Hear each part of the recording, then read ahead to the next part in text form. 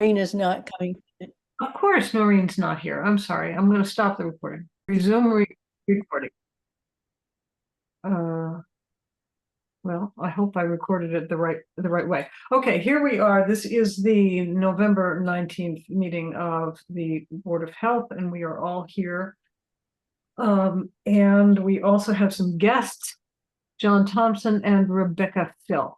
And I know that John Thompson wants to talk about 258 Pelham Hill Road. So John, why don't you speak your piece?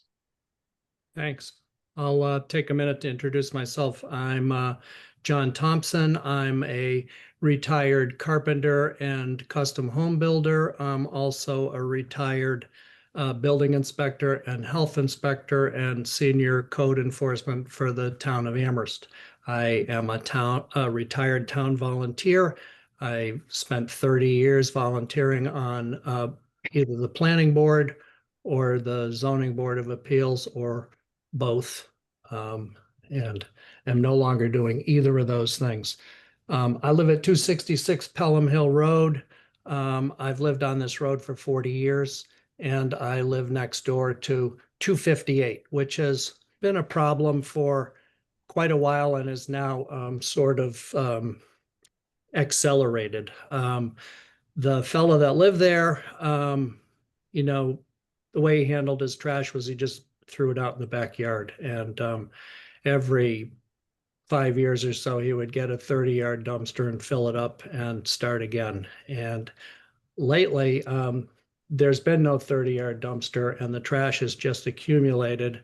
And you know, in the spring, I patrol the border between the two, and animals would get into it and drag it over onto my property, and I just, dealt with it that way. I didn't go over and have a conversation with him during the time he was there, mainly because there would be random gunfire over there, and I didn't want to take that on, Right. I'm not the kind of person who rats out my neighbors. I go over and have a conversation. That's how I usually start. And as a code enforcement officer, I would often encourage that of people. Did you talk to your neighbor yet? So lately, I saw a big moving van at the house, and I did go over and talk to him and asked about, the state of affairs on the property. And he said that he was about to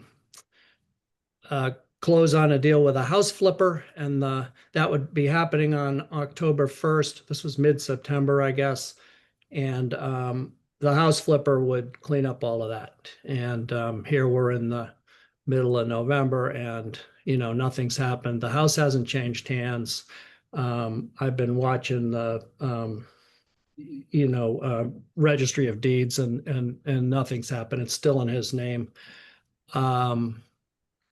It's just an incredible eyesore, and it's out of control. So I know as a code enforcement officer, there are some tools available, and wondered about whether we might avail ourselves of them here in Shutesbury. I don't know who does code enforcement for you. I assume it's a circuit rider, who took Charlie Kanicki's job. In Amherst, I did it, and I issued orders to correct. I cited the building code or the health code or the zoning code, whatever was appropriate, sometimes all three. And if I didn't get, the problem cleared up in whatever the specified time was, I wrote tickets. They were non-criminal disposition tickets. They were $100 a day.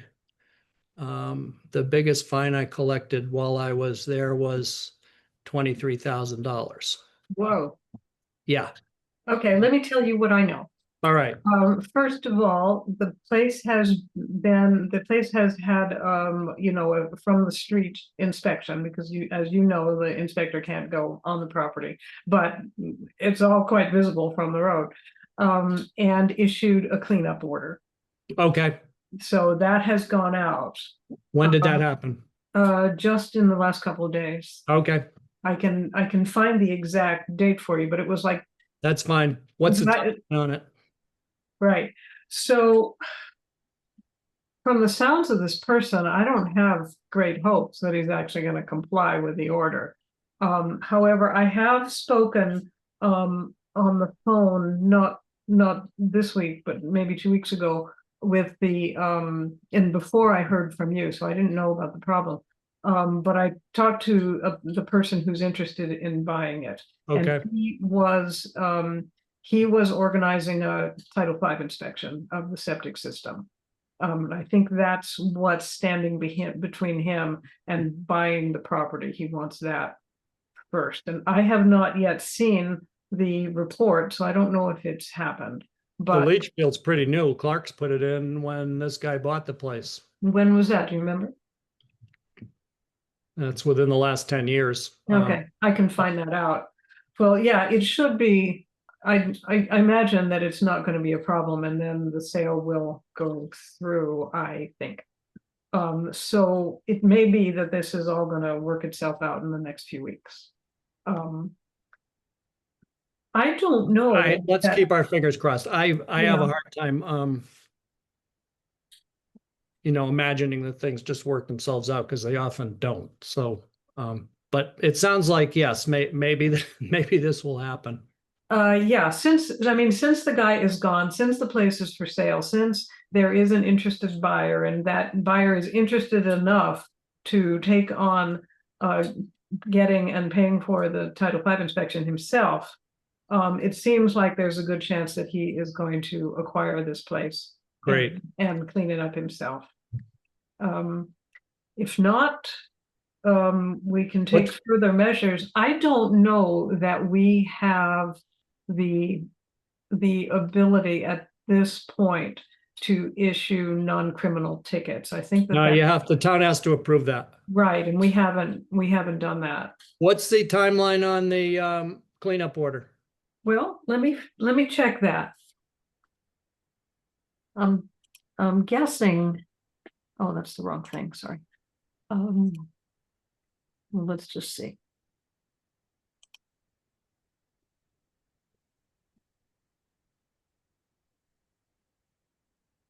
Oops. Sorry, something weird just happened.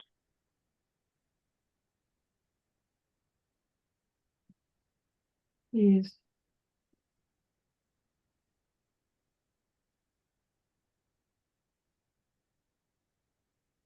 Okay, the date on the order is the 17th, which was Monday. And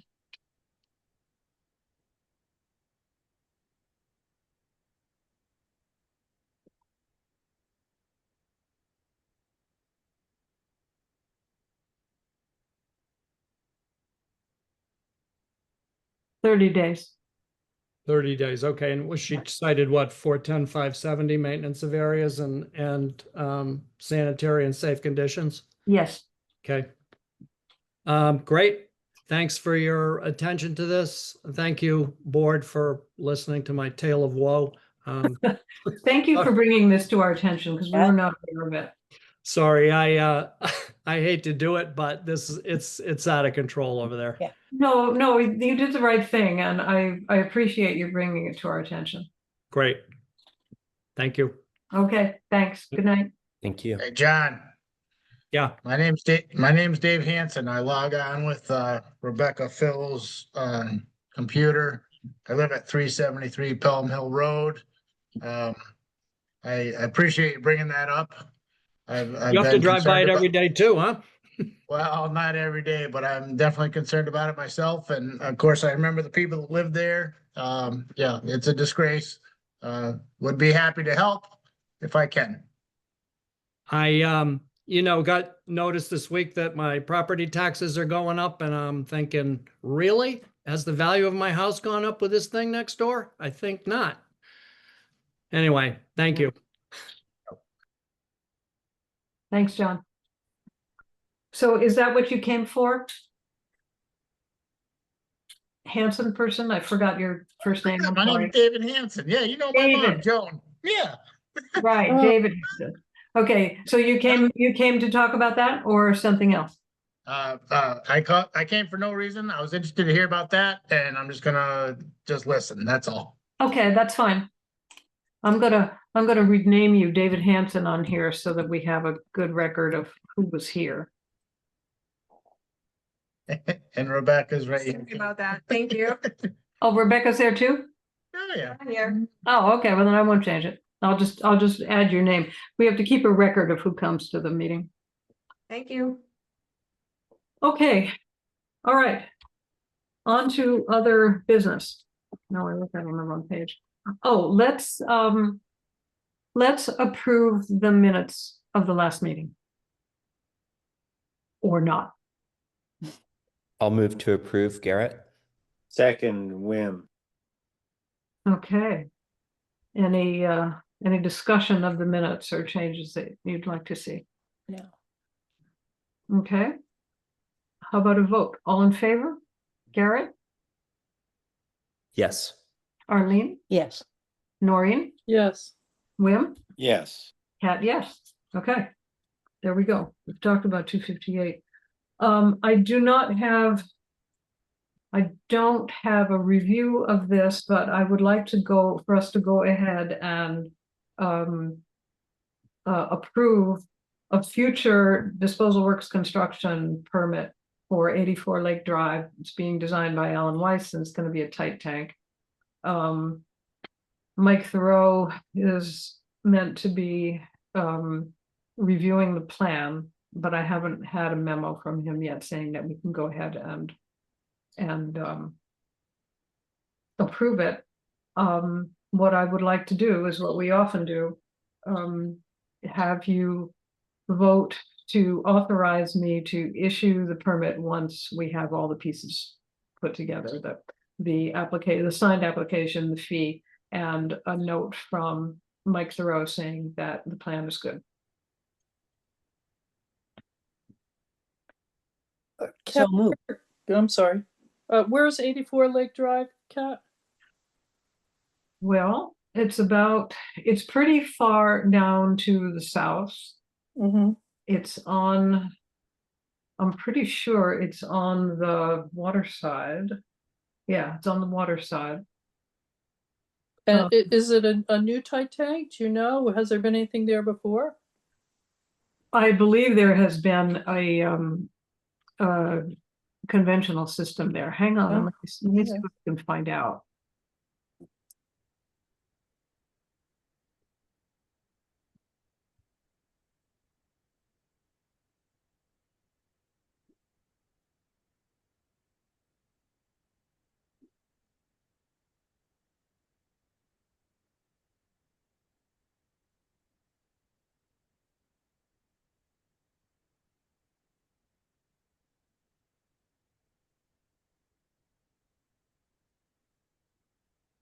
All it says on the application is tight tank plan for, oh, let's see, I've got the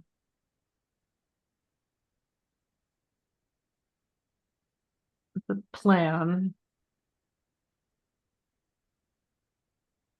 Pump and replace with 3,000. Okay, so there is an existing system that's being replaced. Okay. I don't know how that came about. I haven't heard the story of, I mean, did they have a problem? Are they having a Title V and selling and discovered the problem? That's actually how it usually goes. Let me see who this is. Is it Pickering by any chance? Maybe it's Pickering's. But they would have room for a conventional system, I would think, but. Right, yeah, you're thinking of that one that was Yeah, dribble- they're rehabbing. The tight tank plan is owned by Greenfield Savings Bank. Interesting. Okay. All right. Yeah, so it doesn't say who the Okay. owner is. I can find that out. I No, don't it's okay. I was just curious immediately if if it it's a was. problem. Yeah.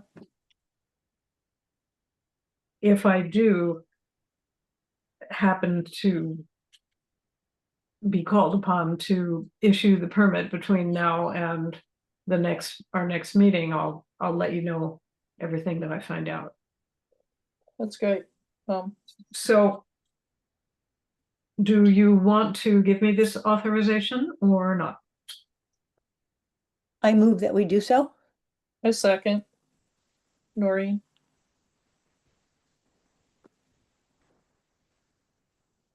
Okay, any discussion, any concerns? Hearing none, all in favor? Arlene, Yes.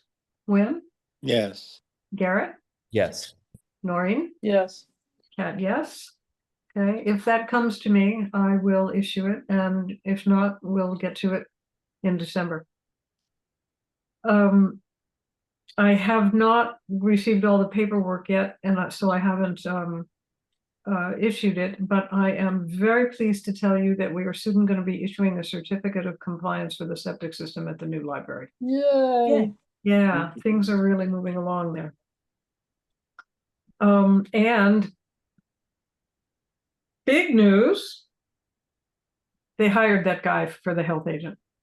Okay, great. Finally, I just got notified today that he's basically starting this week, and he's starting to be trained, and they're already starting to, schedule his time so they can send him on different What's his name? operations.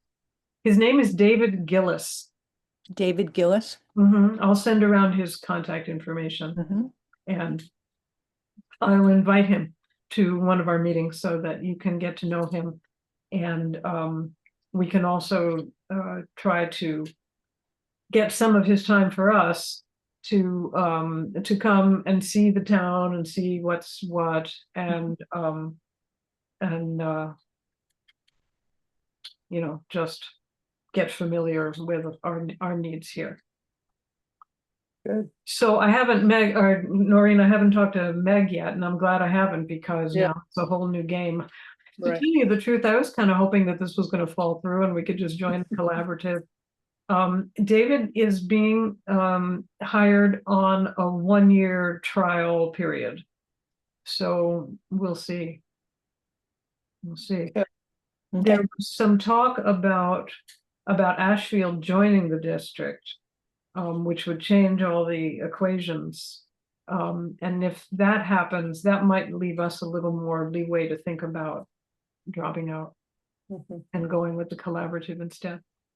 But, I did kind of commit us to this because because joining the collaborative in that kind of way wasn't an option when we started this search. So we're kind of stuck with it for now, but we'll see what happens. I'll call Meg tomorrow, or I'll at least send her an email and let her know what's going on. Well, a year sounds reasonable too, to get a sense of how he does and how quickly he, learns all the ropes and that sort of thing. How he interfaces with people in the town. Yeah, Mhm. he felt that he was going to be able to get up to speed fairly quickly because he's got a lot of, he doesn't have public health experience, but he has sort of public health adjacent Mhm. experience in the private sector. So we'll see, and probably we'll be scheduling a district meeting soon so that we can meet him. And of course, if anybody wants to come to one of those meetings, they are welcome to do so. Another little thing that's on my mind is, I keep forgetting about this, the annual report. They're telling us they want the annual report by Friday. So I've gone back into the old minutes and I've looked at all the minutes from July 1st of 24 to June 30th of this year.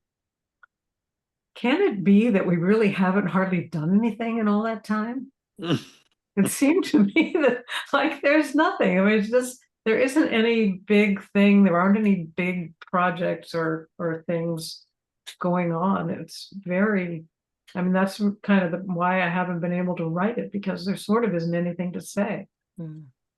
This is just an idea, Kat. Can we ask Sarah to help us in terms of what she's doing? She's been doing quite a few things. That's true. That's true. We can, I'll ask her for sort of a list of things. Yeah, and maybe going back to like the Board of Health town announce things that we put out because that would contain a lot of what Sarah's been working on. Mhm. That's a good point, and also some of the things that we've been doing. Okay, I'll do both of those things and write up something, but it's not gonna be great. There's always the beavers. We could. Had to bring that up, didn't you, Garrett? Right, yeah, we don't even want to talk about them. Yeah, it seems to me the only thing we did during that period was to deny the Connie beer trapping permit, which I now regret. But yeah, I think okay. the town announce could be a good source of information for that report. That's a really good idea. I didn't think of that. The minutes just didn't really turn up anything. It's the post-COVID doldrums. We They- needed they- a rest. They've been going on for a while, because I read last year's report and it said that it had been really quiet and we were glad of it because of all the work we had to do during COVID. And then what's our excuse this year? If anybody thinks of anything like in the next, 48 hours, that they think should be included, please just send me an email and I'll put it in. But by the time we get around to doing the report, the beginning of the report period is so distant. I mean, even looking at the minutes, it's not that great. So before we get down to the big thing, are there any things that you guys want to bring up? Any reports or gossip or any other thing that we should be thinking about? Anything at the collaborative, anything at MAFCO?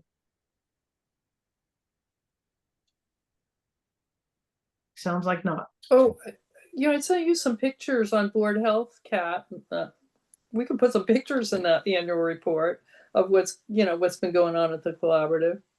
Oh yeah, that's true. I don't think they can do pictures.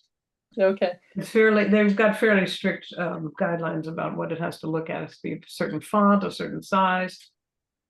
Anyway, I'll just follow up quickly because last time I had talked about resigning from the Western Mass Homeland Security Council, which I have done. And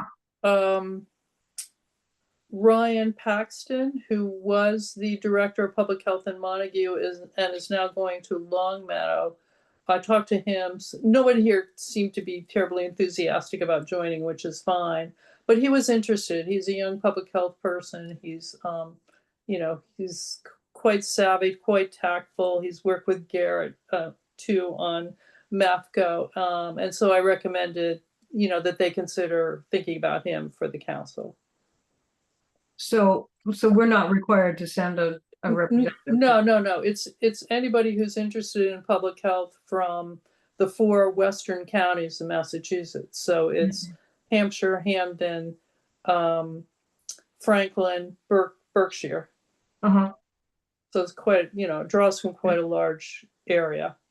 And both myself, I was the alternative, and both the person who was the #1 public health representative is also resigning. So they've got, yeah. Well, they'll have to start over. Well, thank you for your labors on that in the past. You're welcome. I do appreciate that. Anything else from anybody? All right, let's talk a little bit about a reg.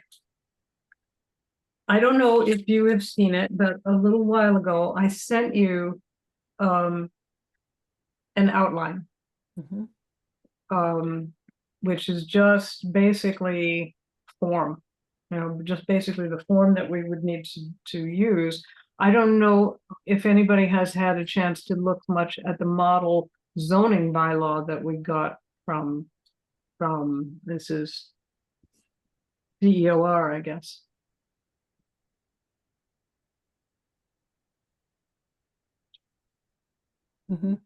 So, I mean, there's a lot of stuff in there that we can use.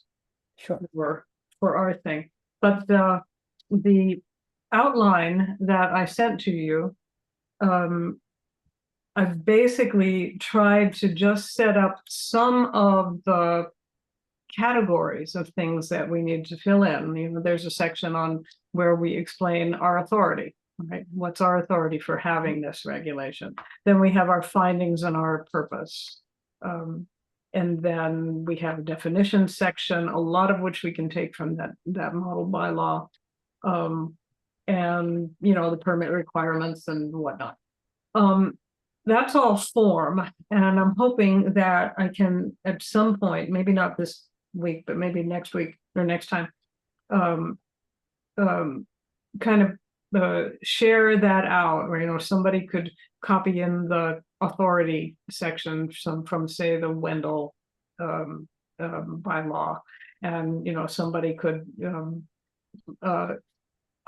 collect the appropriate definitions from the model bylaw and put those in, so that we could kind of share out the work on this.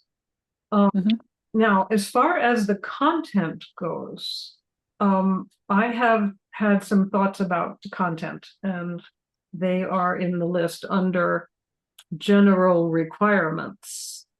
I don't know if you guys are looking at this. Do you want me to find it and share screen, or what?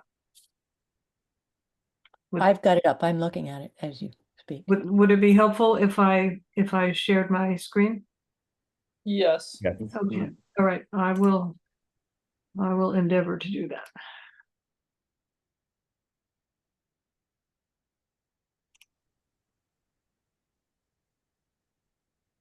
That's not doing it.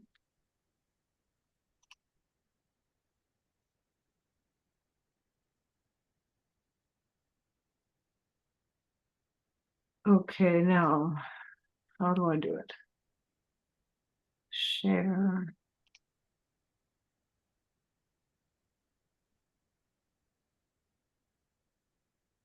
Okay, can you see that? Yes. All right, so the part that I wanted to kind of look at this point is this one called general requirements. So, and it seems to me that some of this stuff, I mean, we've looked, for example, at the Wendell reg, and it seems like it doesn't really get down to the nitty gritty of some of these things. So I am thinking that if you know the zoning districts in the comparatively new zoning bylaw, there is the Lake Wyola district, the town center district, and there's a sort of a scattered forest conservation district. Everything else is called, I think, roadside residential. I think that we should prohibit these installations in Lake Wyola Town Center and forest conservation. The purpose of those forest conservation districts, I understand, is to protect habitat and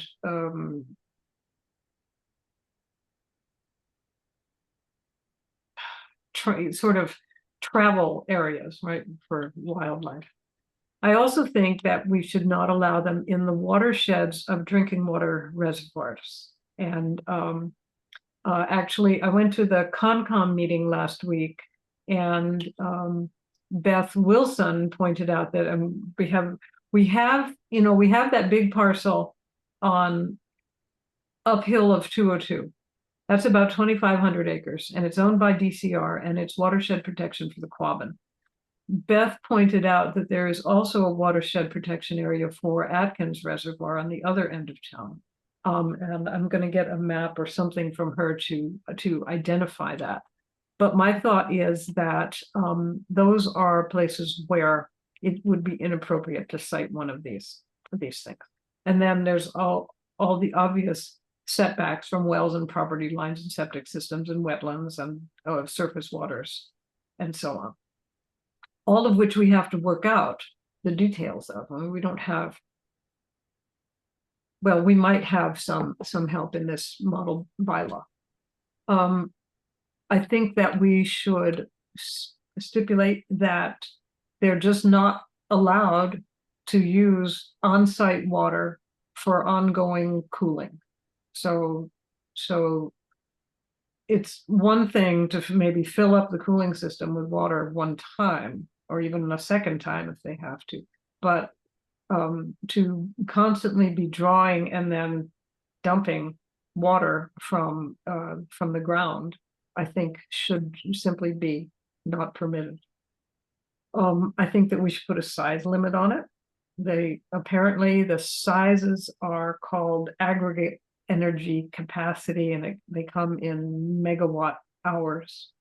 I believe that the system that's attached to the Wheelock solar installation over on Pratt Corner Road is like 4 megawatt hours, and I think that is considered like a small to medium. But that's another thing that we would need to determine what's the maximum size in megawatt hours and what's the maximum footprint. I think that we should require the safest possible batteries. The ones that are subject to catching on fire should just not be required. There could be, I know that there are some alternatives, and it seems to me that we could write the reg in such a way that we sort of leave it open. We wouldn't say you have to use this particular kind of battery, but we could say which batteries are not acceptable, and we could have some kind of encouragement, if not requirement, to have the safest possible battery that's available commercially. We would want to, as Wendell did, prohibit PFAS containing materials. We would need noise baffling and prevention of light pollution, right? Most of these things are, some of those things are in the Wendell reg. So that's where I see us being right now. Your thoughts?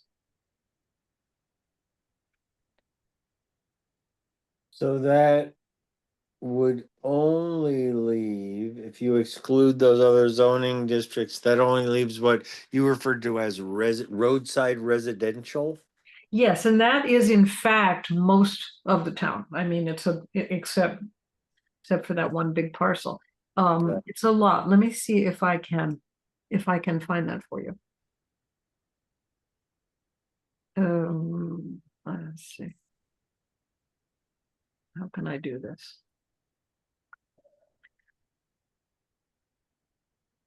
I'm going to go to the Shutesbury thing. Planning board.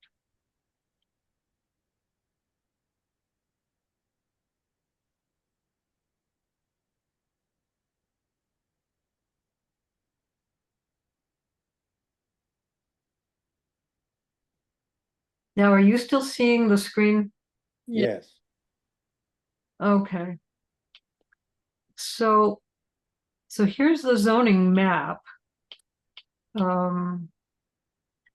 So We still Oh. only see the outline. oh, you still have the outline? Okay, let me change it. How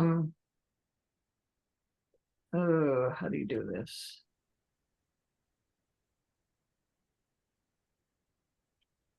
Actually, I was wrong about that. There's an awful lot of forest conservation districts, so that's not going to work out. Oh, here, I'll stop sharing and then I'll start sharing the other page.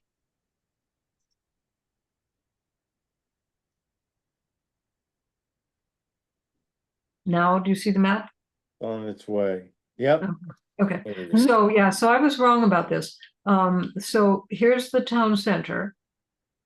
All right, it's not as much of the town center as I would have thought.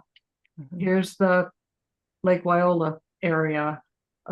There's an inset here, and so it's fairly tight around the lake itself. I'm not sure. This was the town center instead of the town center. But then, so there's the roadside residential and there's the, and I guess all this green stuff, I misunderstood this. This is the Forest Conservation District. And obviously that's the whole town. So that's not gonna work on the, other thing. So I'm glad we saw that.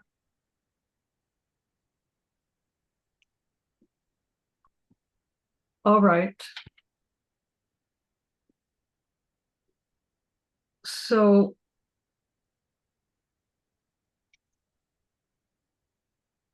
that would mean that we would change that one.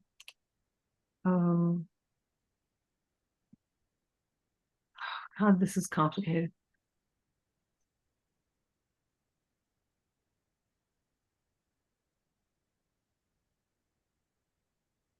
So Yeah, are you thinking that we are unable to say no to the forest conservation districts? Yeah, What because is that's that? like the whole town. Yeah, Yeah, so we can't do that. We can keep it out, I think, of, I mean, obviously Lake Wyola and Town Center are much too densely populated. And of course, the Yeah. lake is too close to surface waters. We can, I think, restrict them from those areas. And I assume that we can keep them out of the drinking water reservoir watersheds. mhm. Kat, just looking for 2 seconds at that map, can we ask the planning commission why those two areas are so restricted? I mean, it seems like, you know, any watershed areas going into the lake, like Ames Pond, for example, near Lake Wyola wouldn't be protected under this scheme. Is that true? Let's see. Hang I on. don't know. I mean, I just got a quick glimpse at that map, but it seemed like it, like you said, it's pretty circumspect. Right, yeah, I want to get it back. Yeah, but you know, that map and the whole zoning bylaw was adopted by town meeting in 2009. And there's really no way that it can be changed. Okay, I understand that, but that Yeah. means, but we still have to choose, we have to use those as our districts that we're considering, is that correct? No, we don't. We don't have to do that. Okay. It seemed like it might be a convenient. I to totally do it, agree with you, but, but, yeah, I don't know. Yeah. Obviously, if we have size, if we have generous setbacks from residences and private wells and septic systems, obviously, we're not going to have applications for areas where it's just too tight. I mean, it's all going to be basically in the forest conservation district. Yeah. Do you It want me to bring seems that like- map up again? Yeah, it seems like the map should delineate those watershed areas since I think on the map that looks like it's part of the forest conservation. The green, right? Yes, yes. Well, you know, there's a lot of maps at town hall on that hanging thing, Yes. these giant maps. So I'll go have a look and see if there's a good watershed map there. Or else I'll ask conservation because they should have that. Mm-hmm.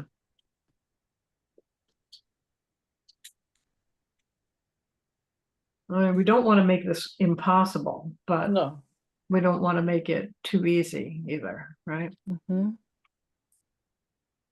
So except for that, where I kind of went a little bit wrong, tell me your thoughts. Do you think that this covers basically what our content requirements are? Is it too much? Is it too little? Is there something that you see that isn't here? well, I like the way you're thinking of it in general, Kat, but I would have to go back myself and look at some more of the specifics, which you've obviously done more than I have. So I like the way you are framing it out. Mhm. And I think we can, raise questions and so forth. Once we get some of the details in some of these frames, for example.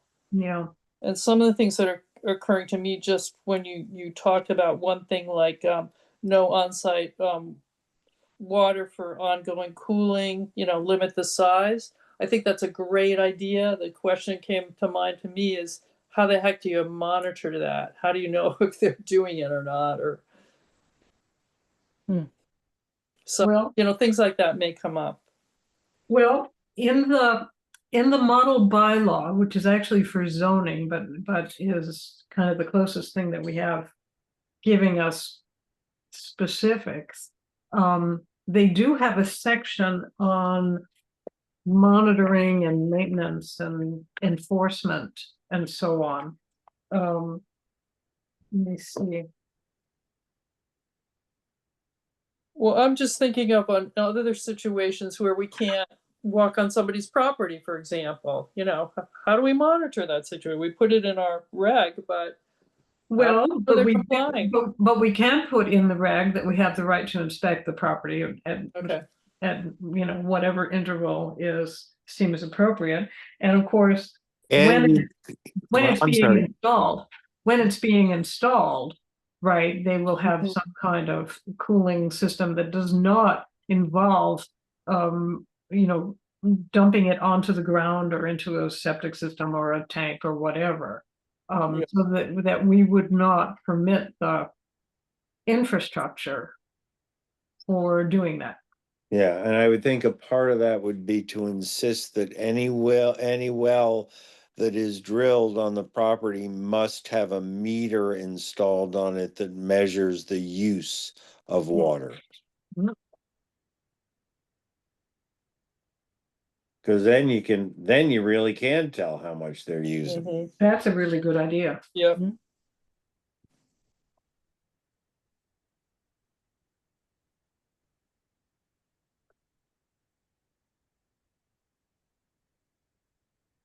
So let's think for a minute about our findings.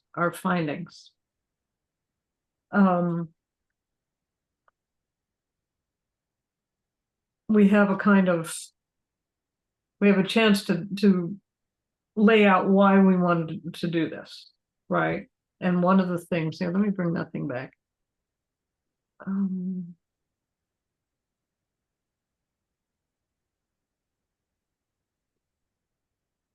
Okay, so one of the things we can talk about is the on-site wells for every single property in the town, which includes town property. We have the fact that we are a watershed community for at least 2 drinking water reservoirs. That we have a lot of forested land, and that creates a certain fire risk if with these batteries.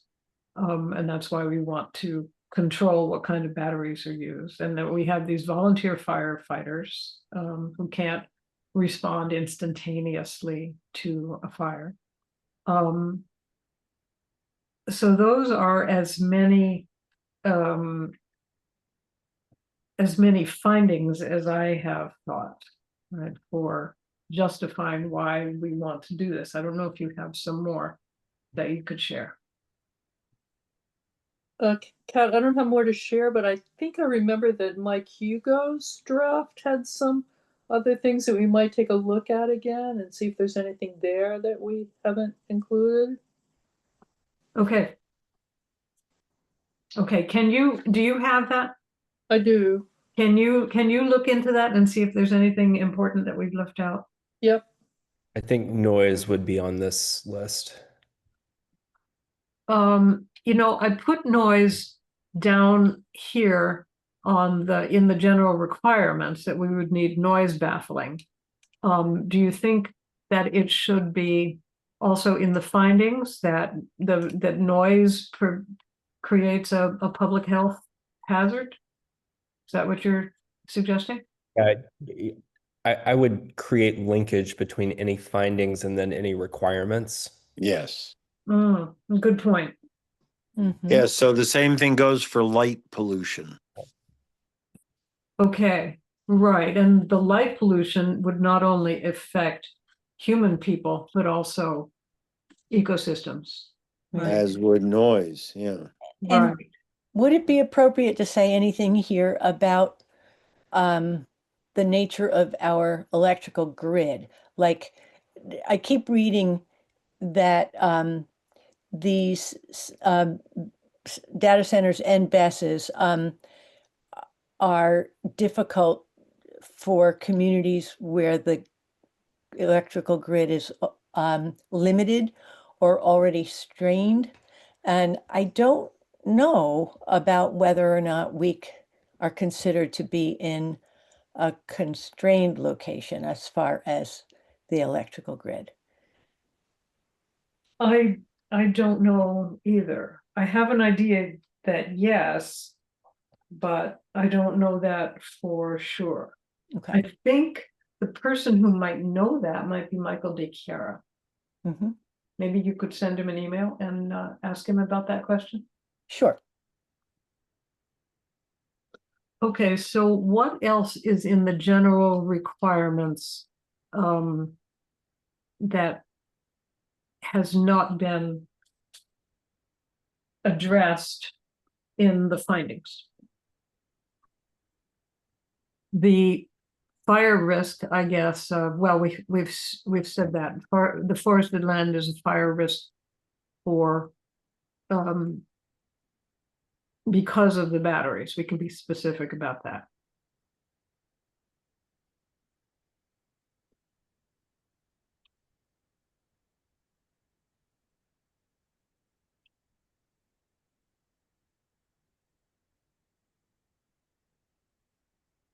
This may be going too in depth, but maybe something about road infrastructure. I mean, so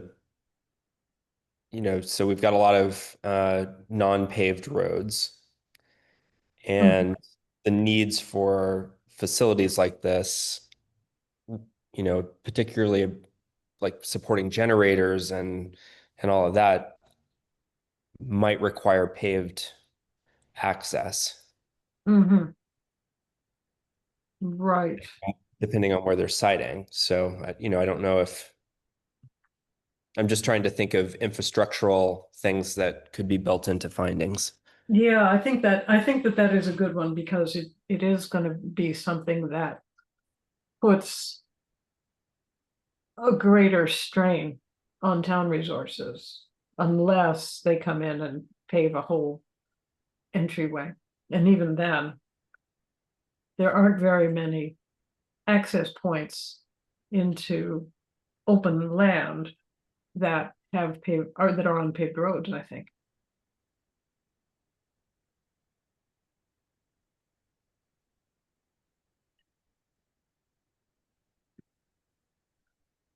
Okay. Do you have more thoughts about the whole thing?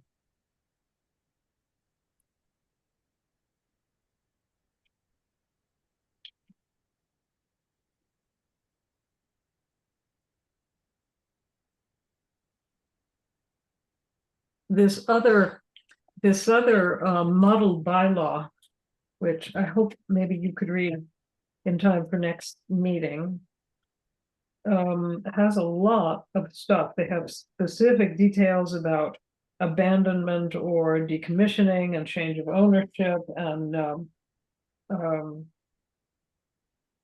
having a decommissioning fund available, right, that the applicant would maintain to make sure that there's money to decommission it if and when the time comes, and so on. So there's quite a lot in this other model bylaw that we can pilfer.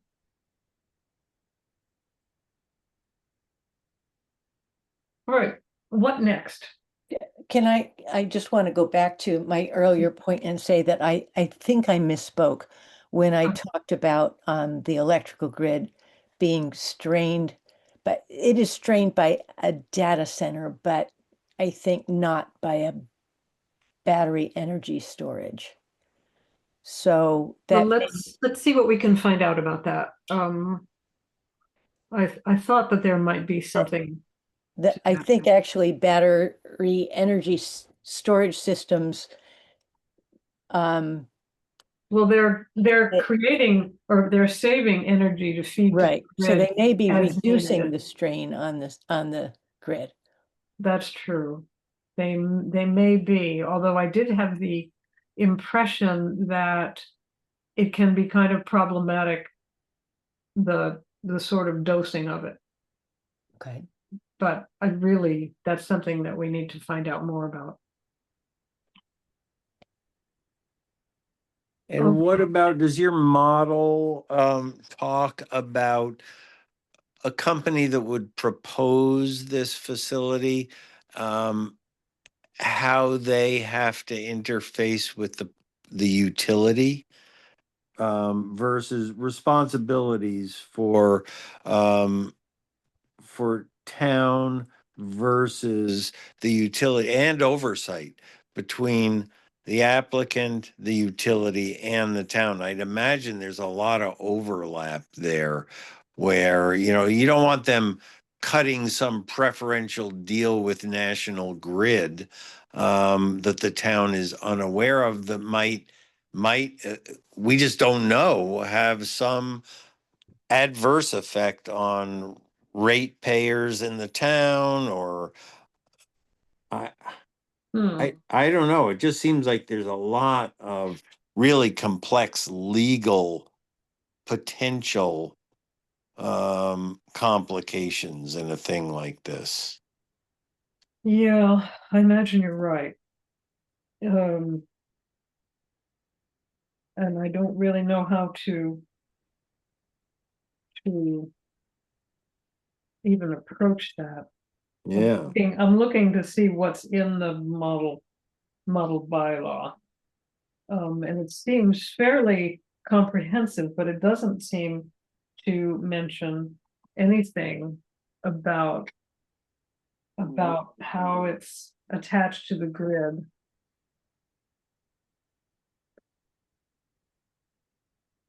Well, here's what I propose for next time. I will go back to this outline and write in all the suggestions that were generated tonight. And I will send that out to you for your review. And let's see. I think we said Noreen was gonna check the thing that Mike Hugo sent us. Right. And I don't remember if anybody else had an assignment. I'll find out more about this whole thing about BESS in the grid. Okay. If I can. That would be good. And if we could all, and I will admit that I have not read very much of it yet, if we would all read this model zoning bylaw, and it's a big bite, it's 21 pages, and a lot of it is little informational sections in which they kind of explain things. So by reading it, we can really learn a lot, but we're just going to have to buckle down and read it. I will send it to you again tonight, so it'll be right at the top of your inbox. And if you could take that as your homework for next meeting, I think that would be a good place for us to start. Good. Yeah, because there's probably a lot of boilerplate in there that we can plug in. Yeah, and even though it's not a model of a Board of Health regulation, I still think that there's quite a lot of language that we're going to be able to use. Agreed. Just, there's so many pieces, and trying to put those pieces together in one thing, it's pretty daunting. We've got the Wendell law, we've got the things that Mike Hugo sent us. Now we have this model bylaw. So there's a lot of stuff out there.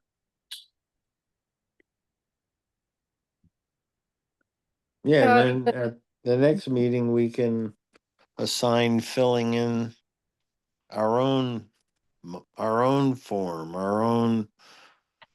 Yeah, yeah, basically this is an empty frame for the most part. Right. You can start working on filling it in. So, Yeah. so not to discourage reading it, because I think it's good to read it. But my impression of it is that it's more a planning and zoning Mm-hmm, model. And that what we would be looking to do is something that's in tandem with it that really speaks to public health.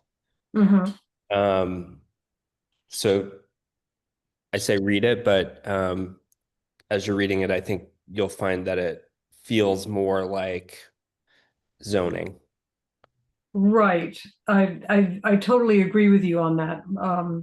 I'm just thinking that there's probably a lot of language that we can adopt and um, a lot of information that will be germane to our regulation. For example, there's all these definitions. I mean, we probably won't want that many definitions, but it's good to have some definitions. Yeah, I'm Right. just saying that from the perspective of thinking like general requirements. Uh-huh. There might not be a lot that we can get from that, Mm-hmm. from the model reg, as it pertains to the Board of Health. Right, yeah, I think you're right, but I'm hoping that this will give us some background and maybe some language and stuff that we might be able to use. Before I forget, Kat, under general requirements, you want to just amend the size to say size and number of facilities, because maybe we don't want to let more than one come in. I don't know.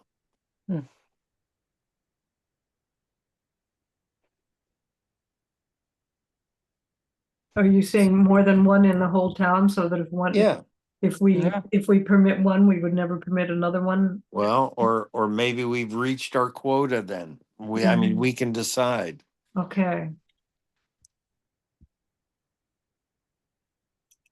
And maybe capacity, maybe might be a better Yeah, then size. than size, or size/capacity.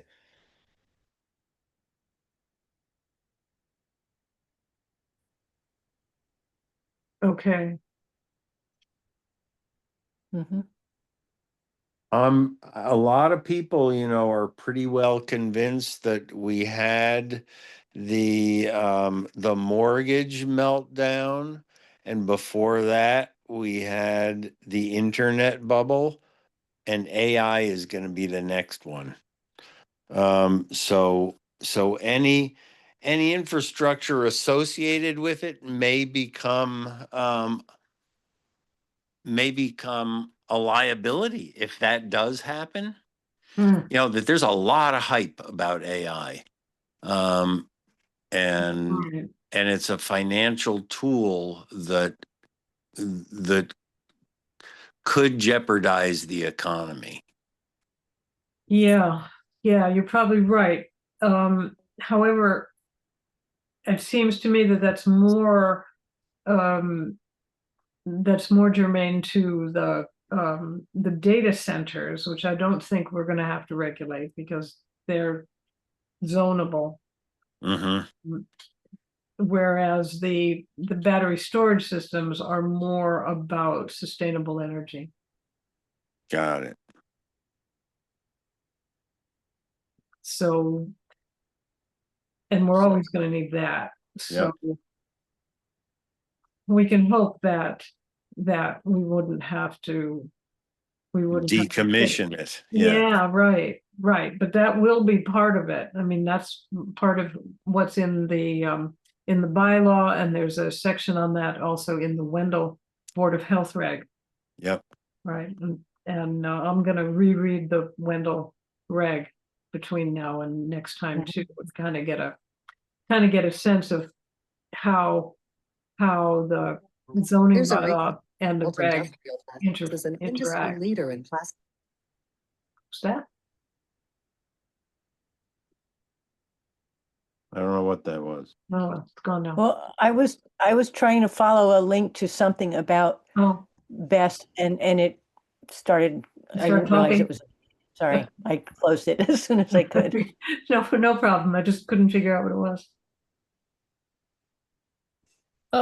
I don't know if this is helpful or not, but I've been reading the paper. I think both Whately and Plainfield have been struggling with these issues too. And Oh, I think Whately just passed a bylaw, or they had a special town meeting. Has anybody else been following that in the paper?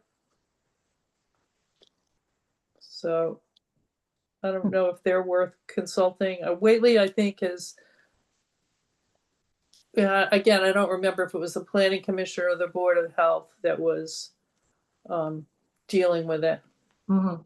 but they just recently had a town meeting and their, whatever their procedure was, passed that group. So, I mean, I could try and look into that too.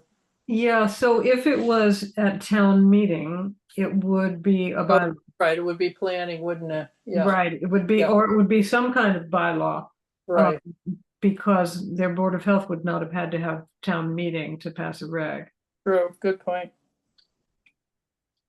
So now, do you think this was about battery storage or do you think it was about data centers?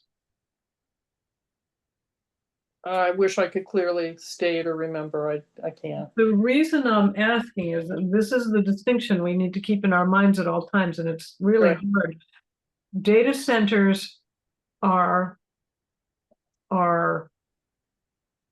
subject to action by the zoning board.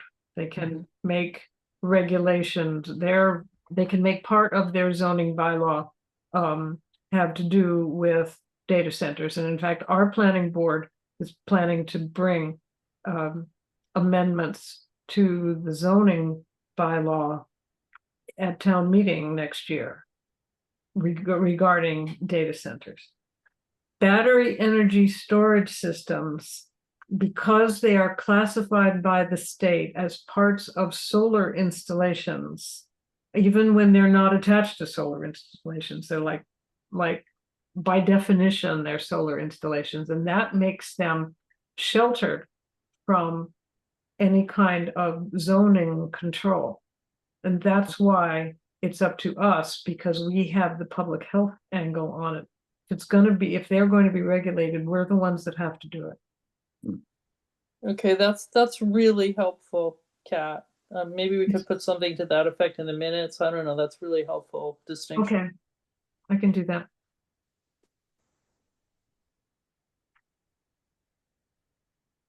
Okay, so I'm going to send you again the model zoning bylaw, mainly because there are these little blue boxes, some of them quite big, and they have the background information that is helpful. I'm talking about it as if I'd read the whole thing. Don't think I have. All right, is there anything more that anybody wants to say before we adjourn? Noreen, did you ever get through to the meeting in Orange? I did not. Neither one of us did. So, and they didn't get back to me to tell me how to get access. Yeah, So, no. it was a dead end. Yeah. Yeah. Well, I don't suppose anybody was able to do the webinar No, last night. I didn't even see your email about it until this morning, but It came in really late. yeah, but I sent an email to the address provided, and I asked about getting access to the recording because the webinar was recorded, and I have a link. Oh, excellent. They got back to me about that, so I can share that link with you all. And I know I plan on carving out some time to watch the webinar. Great, Can thank you you. just, bring me up to date? I didn't get anything about the webinar. What is it on? That's a good question. So it was, if I go back to Kat's email about it, She sent it. Kat sent from Board of Health email, sent last night or yesterday, just before noon, about a webinar on BESS in Massachusetts, benefits and safety considerations. And it was being done by an outfit called the Clean Energy Group. And I don't know anything about them, but Kat had received it from Tom Seifert, who's the clerk of the Wendell Board of Health. And so Kat forwarded it along to us. So anyway, I did get a link for seeing the recorded version, and I will share it with y'all. That'd be Okay. great. So Maureen, though, if you check your email from about noon on Tuesday, just before noon, from Board of Health. Yeah, Okay. it should Thank say forward webinar 11/18, battery energy storage systems in Massachusetts. But I will get back to you all about the link for the recording. Okay. That'll be great, and I will resend the model bylaw so that you can easily find it. Thank you. Okay. Anything else we need to talk about? Yes, we need to wish everyone a happy Thanksgiving. Yeah. Yes, indeed. Happy Thanksgiving, everyone. And if you're traveling, travel safe. You'll be back, Wim, because you have to go to Vermont. So, Correct. Tomorrow morning. okay, well, travel safely. Thanks. And I'm gonna just how can I do this? I'm gonna just adjourn the meeting. The meeting at 8:10, I am declaring the meeting adjourned. So, Okay. happy Thanksgiving to you all, and see you in December. Yeah, take care. Indeed. Night. So long. Good night. Good night, everyone.